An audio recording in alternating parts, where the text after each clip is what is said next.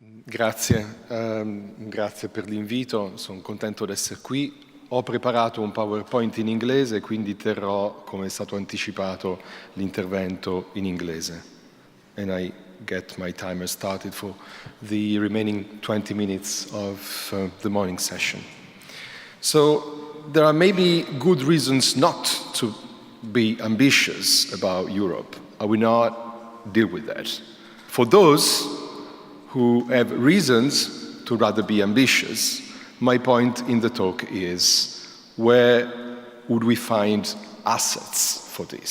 So where are opportunities for those who wish to be more ambitious on Europe taking on freedom of religion or belief? This is the outline, the structure for my presentation, threefold, based on FORB, freedom of religion or belief, in the European external action, first part, in European society, social dimension, the second, and the law, the third part. Let me say something about the background to this presentation in personal terms, be autoreferential, but allow me that. I want to tell you about where this comes from in terms of personal experience. First part, European external action. I take a lot of reflection from my experiences serving as an expert in the EU-Vietnam strategic dialogue on freedom of religion or belief between 2013 and 2015.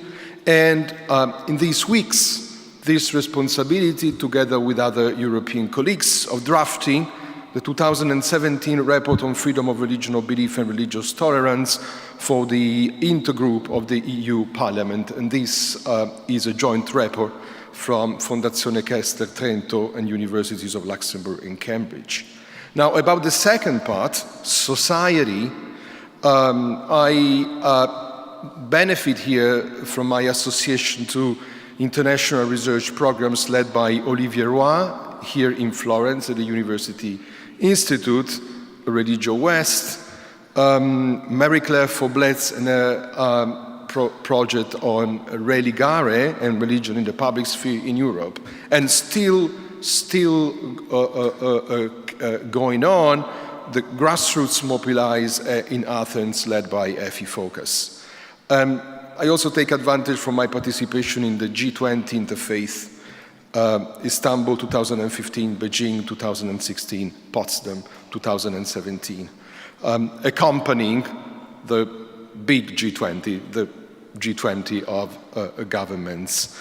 I also wish to mention, as far as the social dimension is concerned, my responsibility as the director of a center for religious studies at the Fondazione Kessler, sorry for the typo here.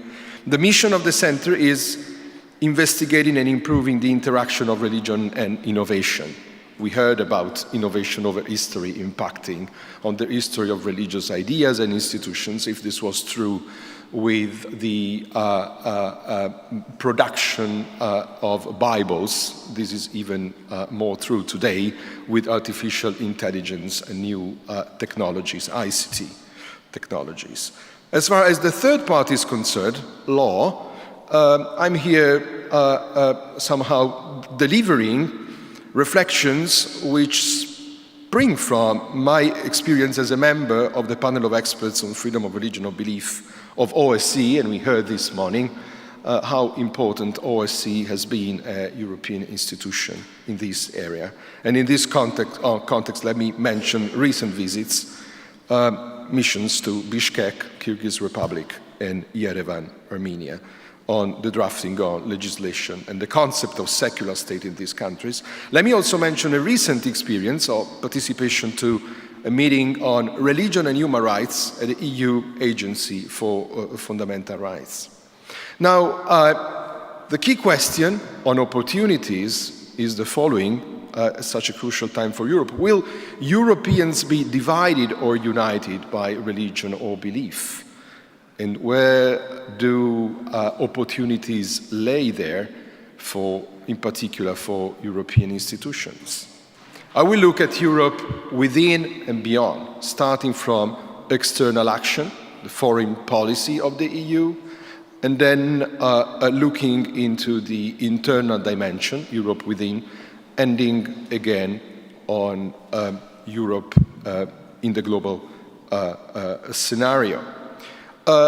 It's a special moment to talk about freedom of religion or belief, 2018, 25 years, quarter century, since the momentous Kokkinakis decision, which is usually recognized, and I accept that, as the first decision by the European Court in Strasbourg, finding a violation of Article 9, freedom of religion. In fact, this is not completely true. The first decision was in the Derby case, but in the Derby case, the court didn't have the courage, contrary to the Commission before, to actually handle the decision on freedom of religion, and the decision was rather handled on property rights, since tax and the obligation to pay tax as a member of the state church of Sweden was at stake there. So I will also take inspiration from these 25 years. And then a circular process between policies, society, and the law, and as I mentioned, experience-based and research-based. Now, each of the three parts, like the one on the external action of the European Union, starts with a text. So each of the three parts, a text, three texts for the whole presentation. This is the first text. It's taken from the guidelines issued in 2013 by the EU. These are guidelines on the promotion and protection of freedom of religion or belief. But careful here, not within the EU, although they are built upon a standard which is fully recognized by the EU, but this was drafted and adopted in the context of the external policy of the EU. A quote from number 6. With these guidelines, the EU reaffirms its determination to promote, in its external human rights policy, freedom of religion or belief as a right to be exercised by everyone, everywhere, based on the principles of equality, non-discrimination, and universality. Through its external policy instruments, the EU intends to help prevent and address violations of these rights in a timely, consistent, and coherent manner. End quote. External human rights policy, let me stress these two expressions, external policy instruments.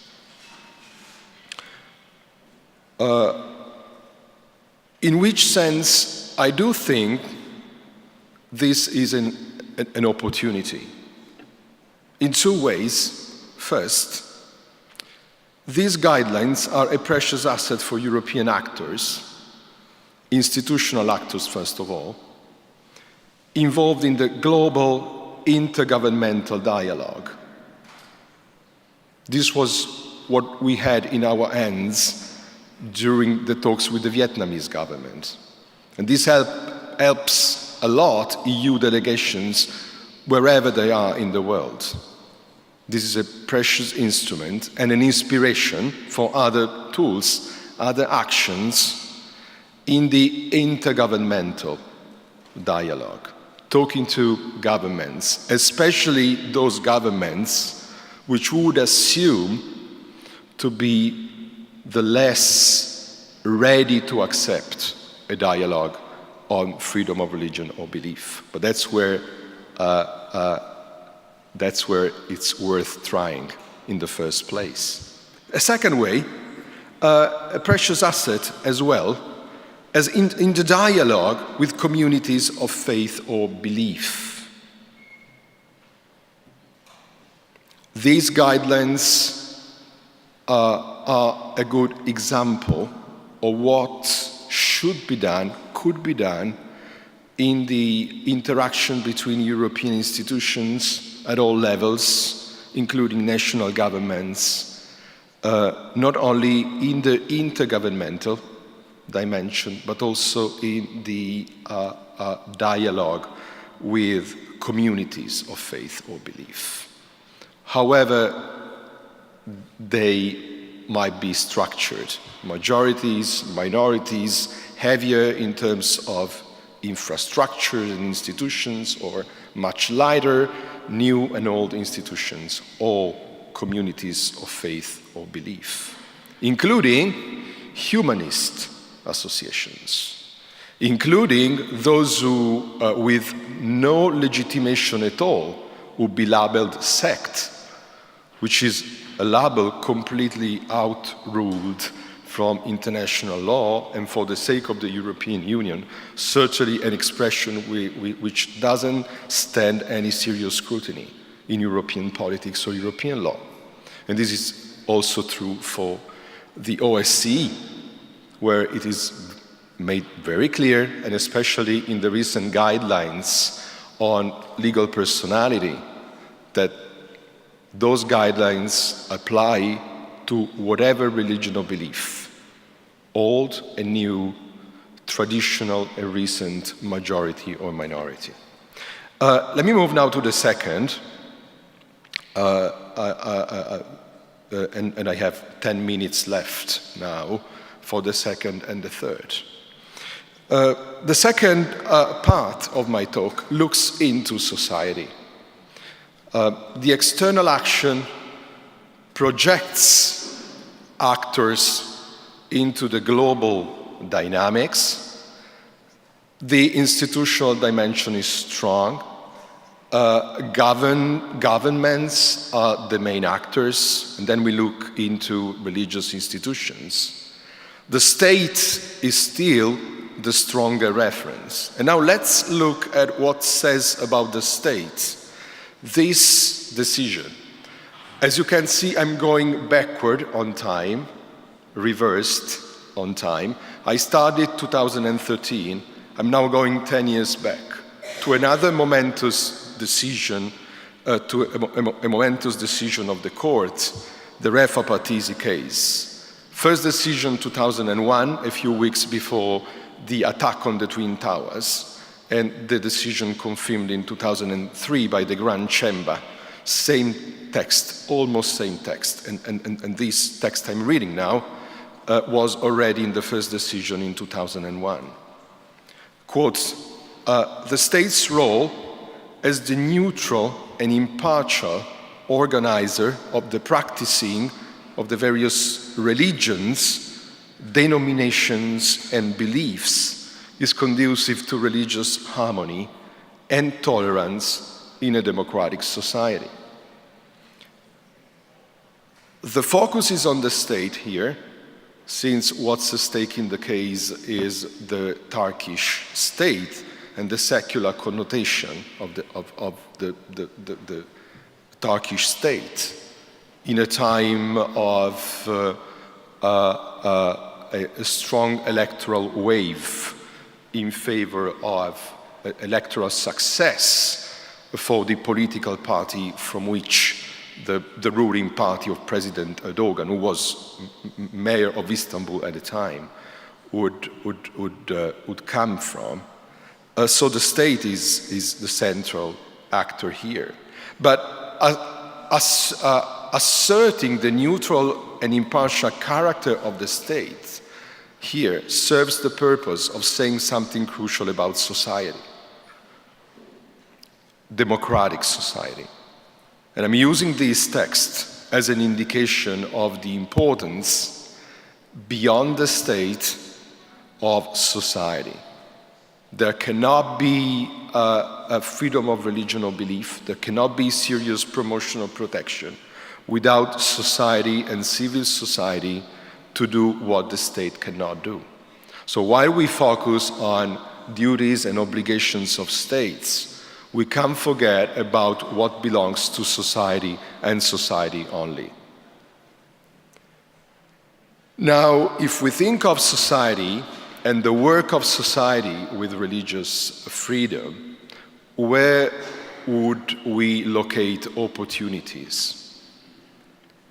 First of all, in the conversation about the protection of FORB, within and by communities of faith or belief, NGOs, the business sector, and civil society at large. Let me stress in particular the business sector, a crucial actor in this field. And I take this from my experience in the interfaith dialogue, G20 interfaith dialogue.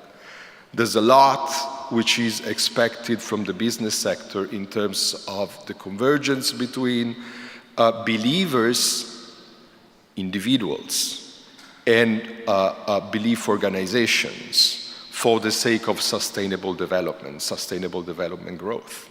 Half of the goals by the United Nations have to be sustained by the private sector, by the way.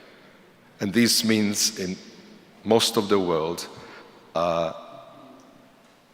religions.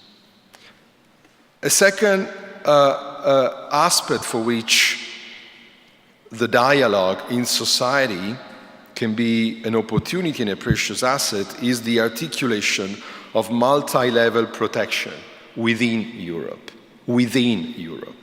So we cannot think, looking now inward, we cannot think of society in Europe without thinking of society linking the different levels, the local, the states in case of federal level, so the federal states, the regions. This is also a part of the working of civil society. And another aspect where I see an opportunity, the building of a greater harmony between freedom of religion or belief and other human rights. I'm talking about intersectionality here. I'm talking about interdependence. It is true, it can be accepted that freedom of religion or belief is a fundamental right, maybe the first right as in the US tradition, but it doesn't make sense if it is disconnected from all other rights. And stronger commitment against injustice, inequality, and discrimination. This is also where I would see European society and social dialogue, starting from the very precious experience of dialogue with trade unions, as a great opportunity for a stronger commitment of the civil society against injustice, inequality, and discrimination. 4 minutes left for my third part, law, coming back to law after institutional dynamics abroad, European society within, now law. A text from Kokkinakis now, we complete our reverse journey on these 25 years. So 10 more years back, 93. Quote, as enshrined in Article 9, freedom of thought, conscience, and religion is one of the foundations of a democratic society within the meaning of the Convention. It is, in its religious dimension, one of the most vital elements that go to make up the identity of believers and their conception of life. But it's also a precious asset for atheists, agnostics, skeptics, and the unconcerned. The pluralism undissociable from a democratic society, which has been dearly won over the centuries, depends on it. End quotes. Religion or belief, altogether, and a large span of positions protected. Now, from this decision and from this interpretation of Article 9, a whole case law was built in Europe.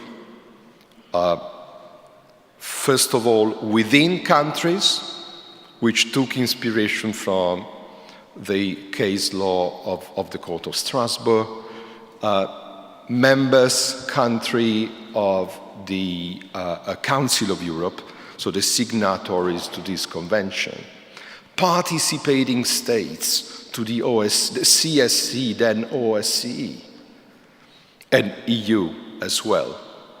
A legal elaboration, a precious legal elaboration. Now that legal heritage is an asset. That legal heritage is a great opportunity today. First of all, for raising the awareness of Europe as an extraordinary legal experiment of religious liberty, as well as for the need for victims to take full advantage from available tools and fight for future improvement. There's a lot of creative interpretation to be done there.